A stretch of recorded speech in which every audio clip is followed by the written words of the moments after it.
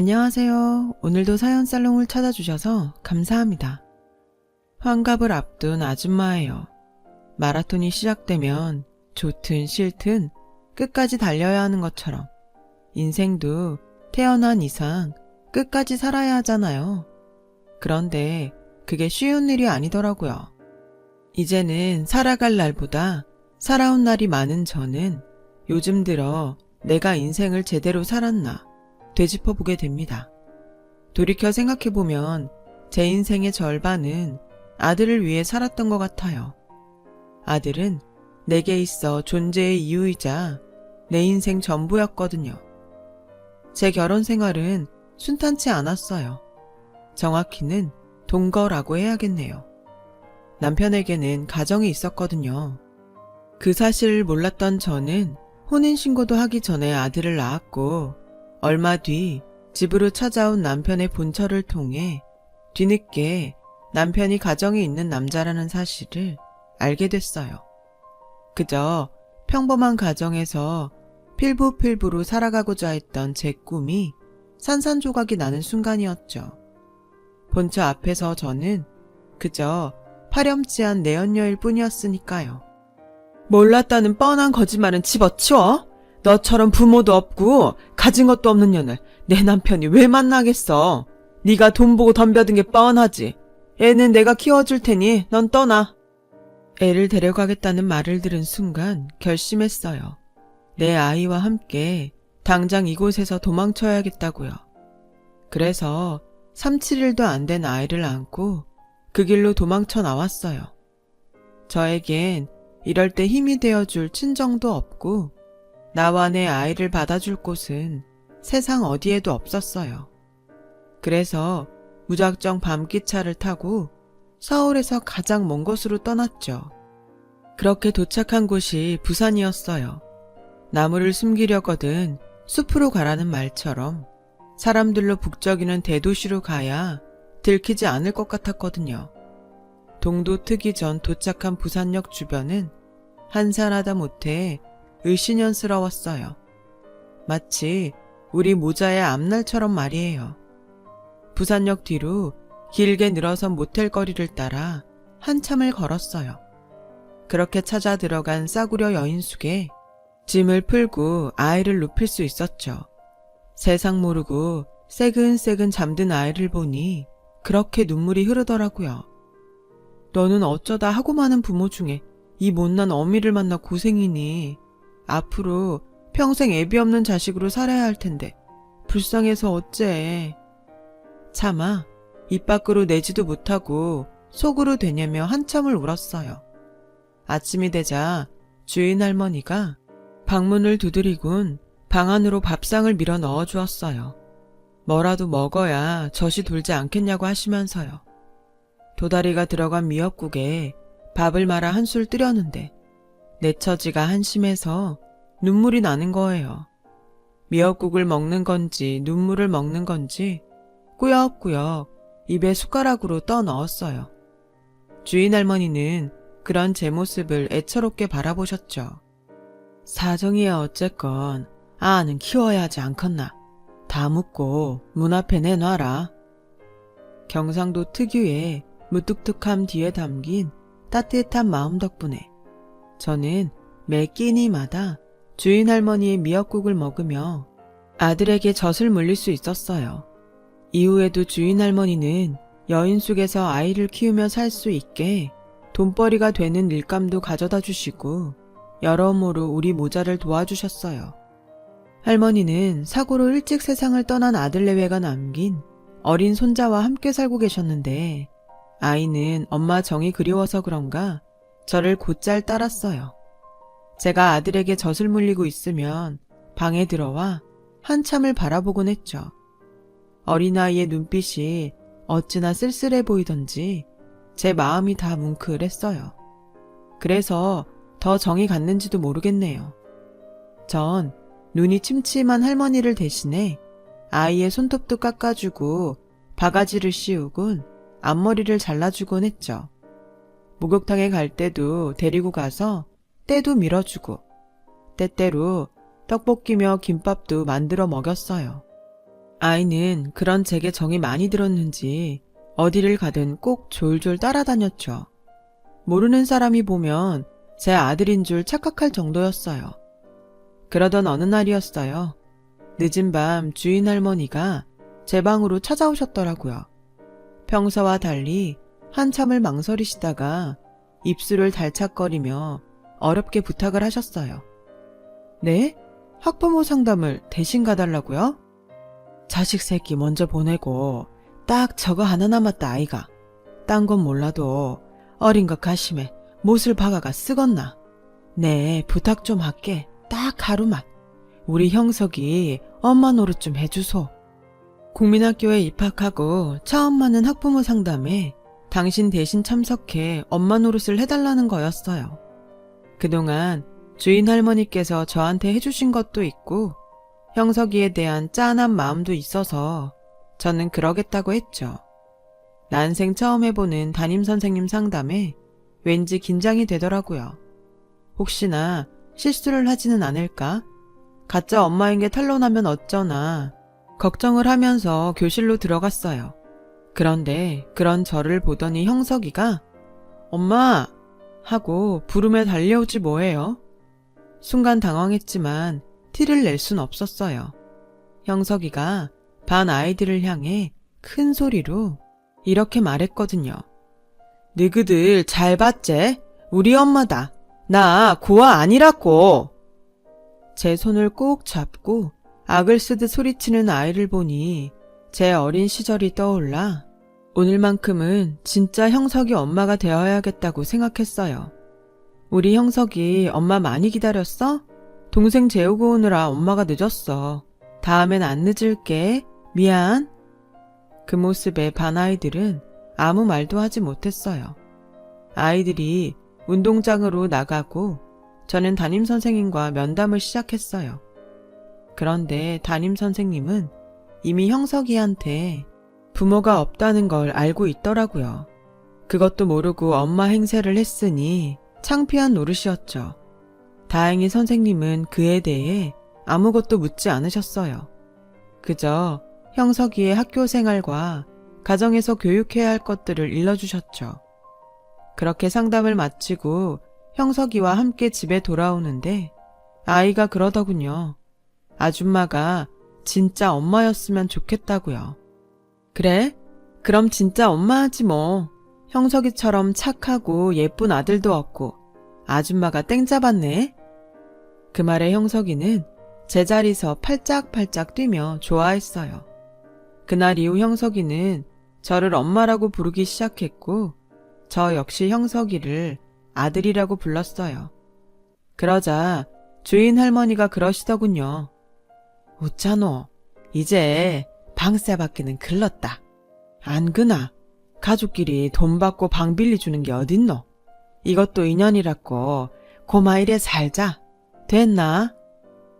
그렇게 저는 쫓기듯 도망쳐 온 곳에서 꿈에 그리던 가정을 이루게 되었어요. 그리고 몇 년 뒤 할머니는 더 이상 손님도 들지 않는 여인숙을 팔고 지인한테 공사장 한밭집을 인수했어요. 그때부터 할머니와 저는 본격적으로 밥 장사를 시작하게 되었죠. 공사장 특성상 남들 다 자는 시간에 식당 문을 열어야 해서 아침 일찍부터 움직여야 했어요.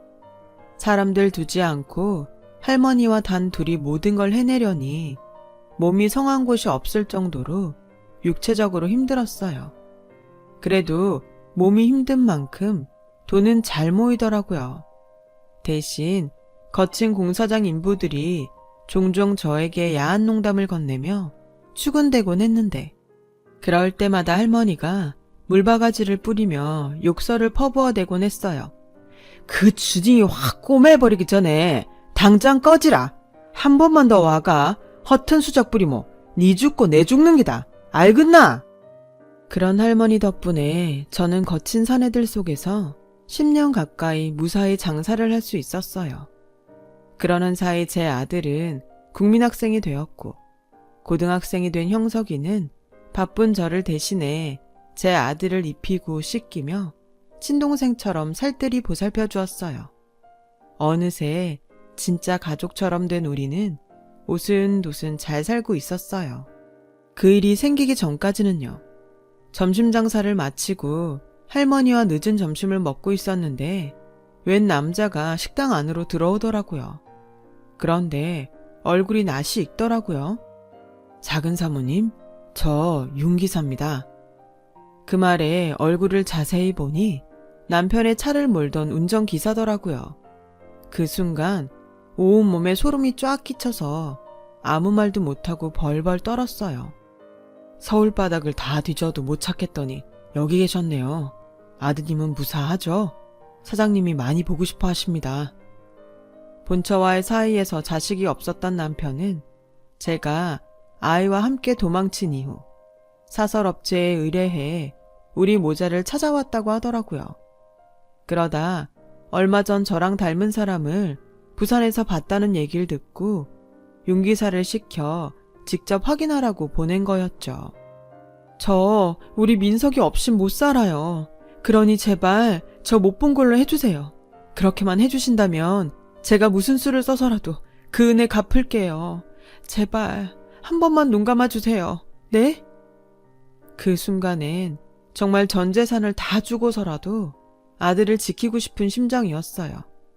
처음엔 절대 안 된다고 정색을 하던 윤기사는 바닥에 무릎까지 꿇고 통사정을 하는 저를 보곤 잠시 생각에 잠겼어요. 그리고는 모시는 분을 배신하면 저도 모가지 날아가요.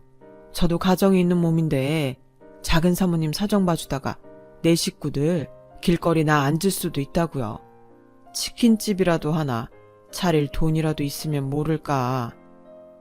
그 말에 옆에서 얘기를 듣고 있던 할머니가 끼어들었어요. 그 돈 내가 줬구마. 좀만 기다려 주이소. 내 은행 가가 돈 찾아올라니까. 할머니는 앞치마를 벗어던지고 나가셨어요. 그리곤 잠시 뒤 누런 서류 봉투에 돈다발을 담아오셨죠. 이 돈 받고 그 짝은 오늘 여기서 아무것도 못 본 겁니다. 행여라도 돈만 챙기고 오늘 일을 한마디라도 씨부리마. 네, 가만 안 둘 깁니다. 알겠는겨? 윤기사는 할머니가 내민 봉투에 정신이 팔려서 연신 고개를 끄덕이며 죽을 때까지 입 다물고 살겠다고 약속했어요. 그리고는 돈봉투를 가슴에 품고 도망치듯 가버렸죠. 윤기사가 나가자 할머니는 제 손에 통장을 쥐어주시며 그러셨어요. 니는 이 길로 집에 가 민석이 데리고 떠나라. 저놈아 분명히 다시 온다. 돈 떨어질 때마다 니 찾아와서 돈 뜯을 놈이다. 우리 인연은 여기까진갑다. 이 돈이면 작은 전빵 하나는 차릴 수 있을 기다. 어딜 가든 굶지 말고 밥 든든히 잘 챙기 먹고 살아야 한다. 내한테 연락할 생각도 하지 말고. 그래야 네 아들 지키고 살 수 있다. 내 말 알겠지? 퍼뜩 안 있나고 뭐하나? 할머니의 호통에 정신이 번쩍 든 저는 집으로 달려가 짐을 꾸렸어요. 때마침 학교에서 돌아온 형석이가 저를 보곤 눈이 휘둥그레졌죠. 형석아, 엄마가 끝까지 보살펴주지 못해서 미안해. 아프지 말고 할머니랑 잘 살아야 해. 언젠가 꼭 다시 찾아올게. 형석이는 무슨 일이냐며 이렇게는 못 보낸다고 문을 막아섰어요. 저는 그런 형석이를 밀쳐내고 아들과 함께 집을 나왔어요. 우리가 택시를 타고 골목을 빠져나갈 때까지도 형석이는 울먹이며 저를 따라왔죠. 그 모습에 가슴이 찢어질 듯 아팠지만 내 아들을 지키기 위해선 어쩔 수 없다 다짐을 하면서 애써 외면했어요. 그렇게 부산을 떠난 우리 모자는 수원에 자리를 잡았어요. 한동안 형을 찾아대던 아들은 시간이 지나자 조금씩 부산 생활을 잊어갔어요. 할머니가 주신 돈으로 안채가 딸린 분식집을 차린 저는 아들과 먹고 살기 위해 모든 걸 잊고 살기로 했죠. 가족의 따스함을 모르고 살았을 때는 몰랐지만 이미 경험한 이상 그 허전함은 이루 말할 수가 없더군요. 공사장 인부들 틈바구니에서 오랜 시간 버틸 수 있었던 것도 다 할머니의 그늘 덕분이란 걸 뼈저리게 느낄 수 있었으니까요. 더는 취객으로부터 저를 보호해줄 사람도 없고 저 대신 아들을 돌봐줄 사람도 없었어요. 그 모든 게 온전히 제 몫이 된 거예요. 기댈 곳 하나 없이 말이죠. 그래서 정신없이 살다 보니 어느새 아들은 훌쩍 자라 고등학생이 됐어요. 자식도 자라면 남이라더니 머리가 큰 아들은 밖으로만 돌았어요. 하나뿐인 가족인 엄마보다는 친구가 우선인 아이가 되었죠.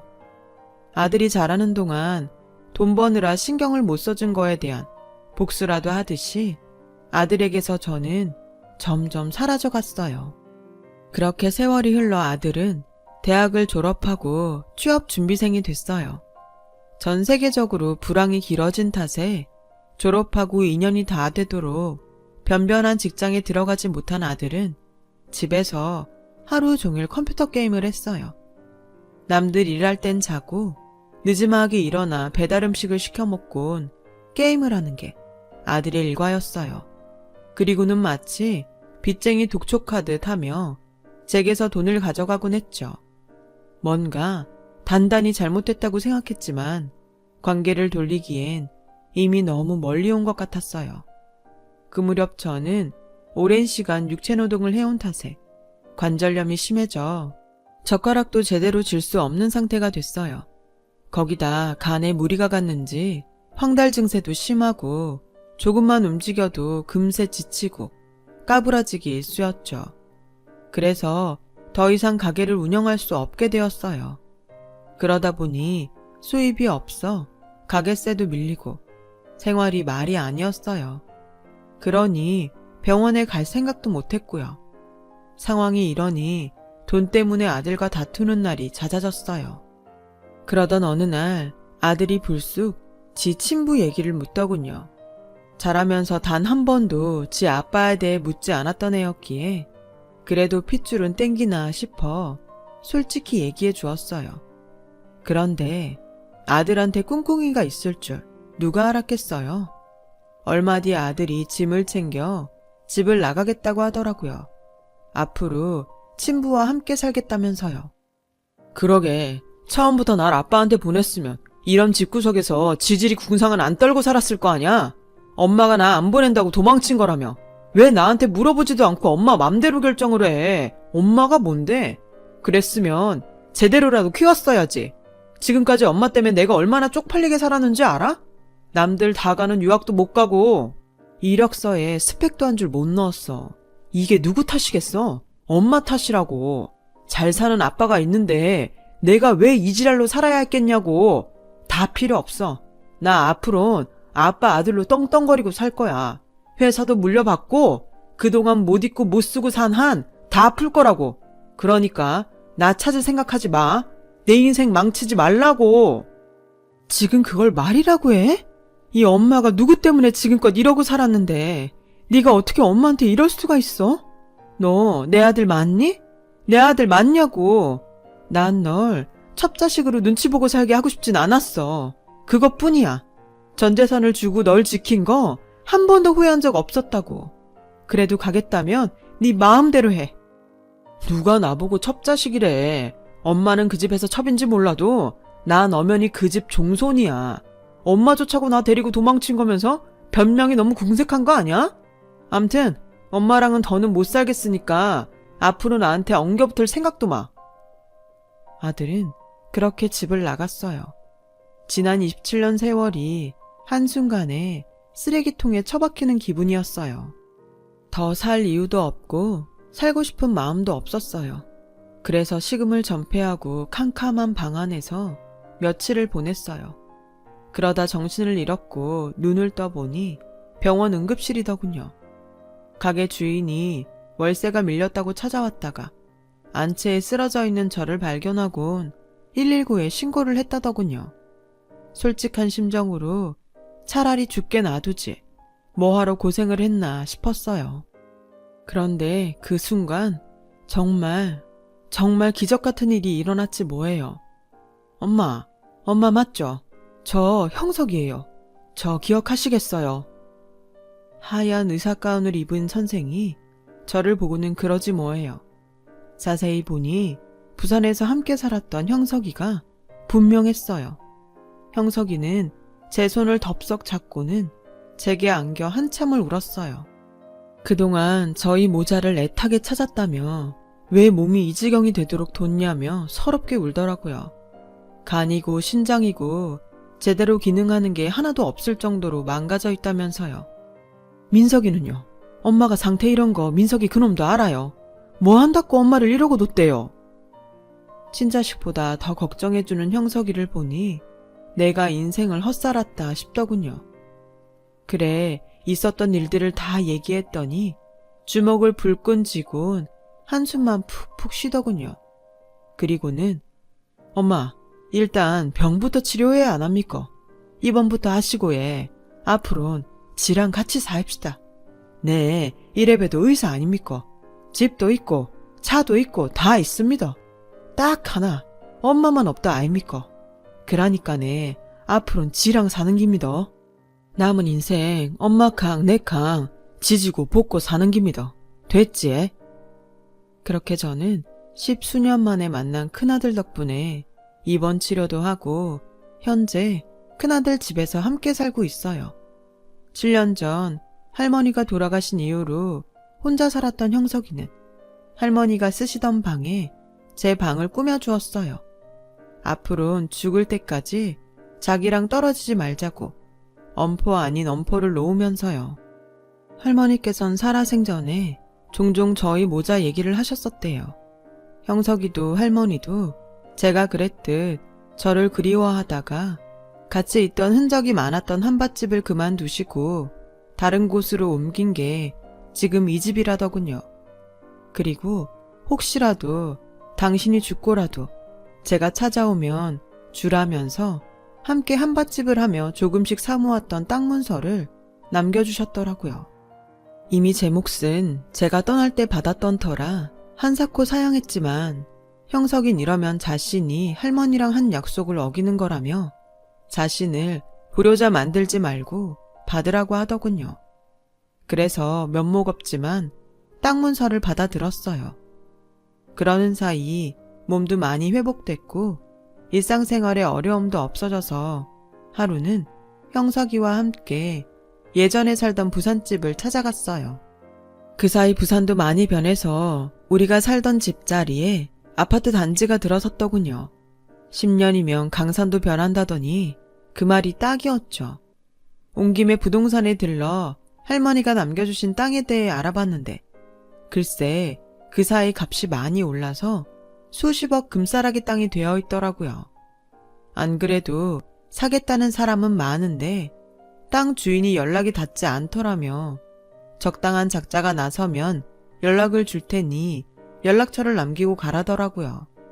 하루아침에 돈방석에 앉은 기분이었죠. 형석이는 이게 다 착하게 열심히 산 보상이라며 다 제 복이라고 하더군요. 남편과 자식한테 버림받은 박복한 년인 줄 알았는데 말년에 든든한 큰아들도 생기고 금싸라기 땅까지 생기다니 형석이 말대로 제게 복이 있긴 한 모양이었어요. 그렇게 행복한 시간을 보내고 있는데 앞으론 연락도 하지 말라던 아들놈이 지가 먼저 전화를 했더군요. 친부집에 들어가 재산 물려받을 욕심에 치매 걸린 지 아빠 똥기저귀 갈아가며 병수발을 했더니 친부가 죽자마자 본 부인이 전 재산을 홀라당 빼서는 도망을 쳤다는 거예요.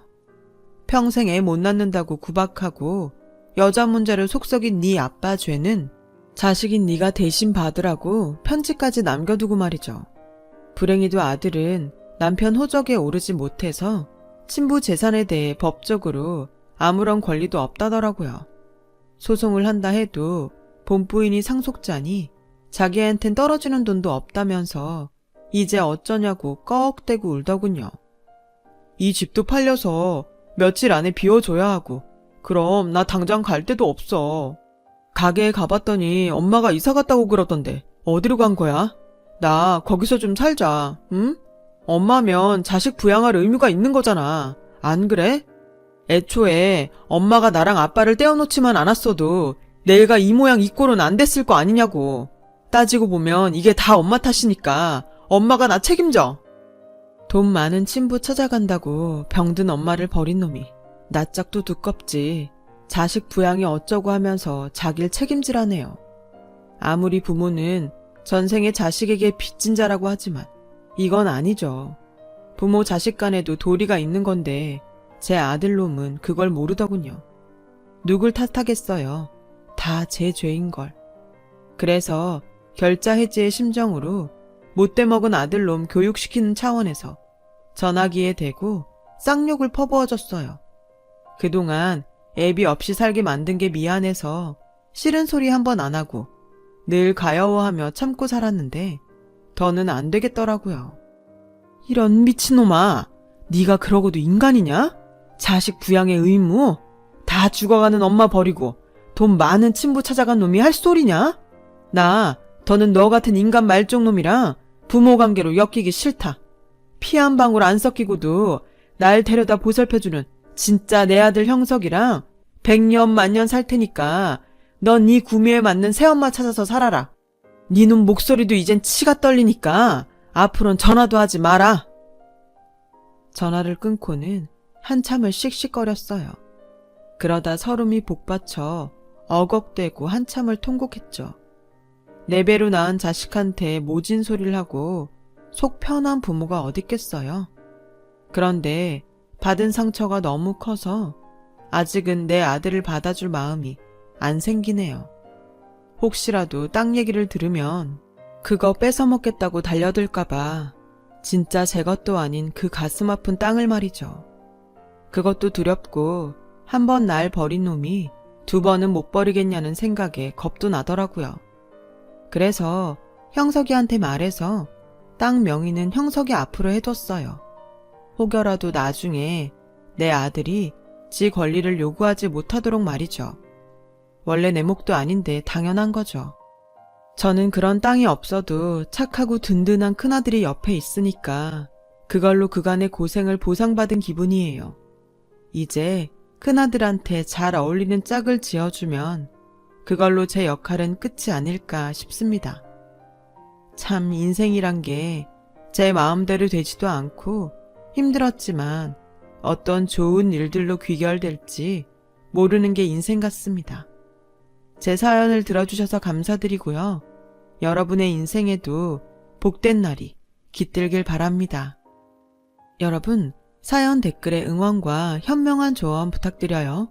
좋아요와 구독은 저에게 큰 힘이 됩니다. 오늘도 좋은 일 가득하세요.